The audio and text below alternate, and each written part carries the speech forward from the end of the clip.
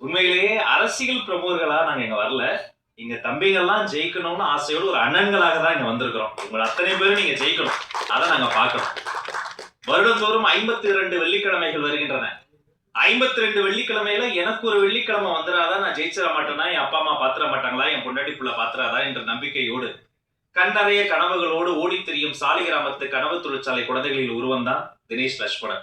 அவர் கதை சொல்ல சொல்ல அவ்வளவு ஆச்சரியமா இருக்கும்.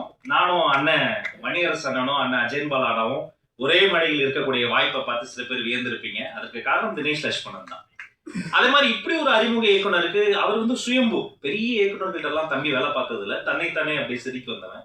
அவர் சொன்ன கதையை நம்பி இத்தனை பெரிய ஒரு முடிவை எடுத்த தேசப்பற்ற மிக்க நடிகர் mister Arjun sir. Thank you so much sir. காலையில தம்பியை நான் விசாரிச்சேன், என்னடா எல்லாம் வந்துருவாங்களா அப்படின்னு கேட்டப்ப நான் கேட்ட ஒரு வார்த்தை, நீ புது படம் ஃபர்ஸ்ட் டைரக்டர் அர்ஜுன் சார் வருவாரான்னு கேட்டப்ப, வந்தா சந்தோஷப்படுவேனே சார், கொஞ்சம் பிஸியா தான் இருக்காரு அப்படின்னாரு. உண்மையிலேயே எனக்கும் மகிழ்ச்சியாக இருந்தது. அவருக்காக வந்ததுக்கு ரொம்ப நன்றி சார். அவரை பத்தி நிறைய நீயே ஒரு கோனார் நோஸ் போற அளவுக்கு பேசிட்டேன்.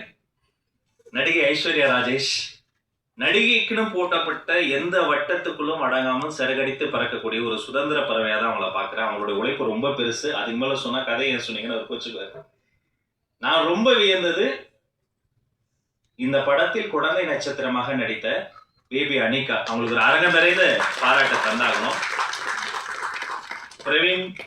பிரவீனுடைய அம்மாவா நடிச்சவங்க எல்லாருமே நம்ம தம்பி ராகுல் பிரான்ஸ்டர் நல்லா தொழில் கத்துக்கிட்ட வந்த உடனே ஒரு பெர்ஃபார்மன்ஸ் பண்ணி ரொம்ப ஒரு மகிழ்ச்சியான ஒரு குடும்ப நிகழ்வாக தான் அதை நான் பாக்குறேன். ஏன் குடும்பம் நான் சொல்றேன்னா, எல்லா குடும்பத்துக்கும் ஒரே ஒரு சிந்தனை தான். என்னது, நம்மளை பத்தி எல்லாம் கவலைப்பட்டிருக்கோமா? இல்ல, நம்ம குழந்தைகளுக்கு எப்போதுமே இன்பம் நிலைக்கணும், துன்பம் நெருக்கக்கூடாதுன்னு நினைப்போம்.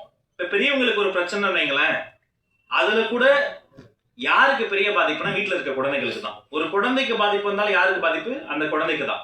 பெரியவங்களுக்கு வந்தாலும் குழந்தைங்க, பேரண்ட்ஸ்க்கு வந்தாலும் குழந்தை, வீட்டுக்கு பாதிப்பு அந்த குழந்தைக்கு தான். அப்ப மகிழ்ச்சிகரமான ஒரு குழந்தைகள் வாழக்கூடிய ஒரு மகிழ்ச்சிகரமான அட்மாஸ்பியராக நம்முடைய வீடும் இந்த நாடும் இருக்கணுன்ற ஒரு கருப்பொருள் இருக்கு பாருங்க. அதுக்காகவே தினேஷ் லட்சுமணனுக்கு ஒரு அரங்கம் நிறைந்த கைத்தட்டல தரணும். அந்த சிந்தனை, அந்த கருப்பொருள்.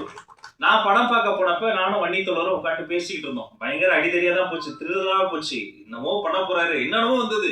அப்புறம் கொஞ்சம் போகும்போது திடீர்னு அண்ணன் வேலராமூர்த்தி அண்ணன் வந்தாரு.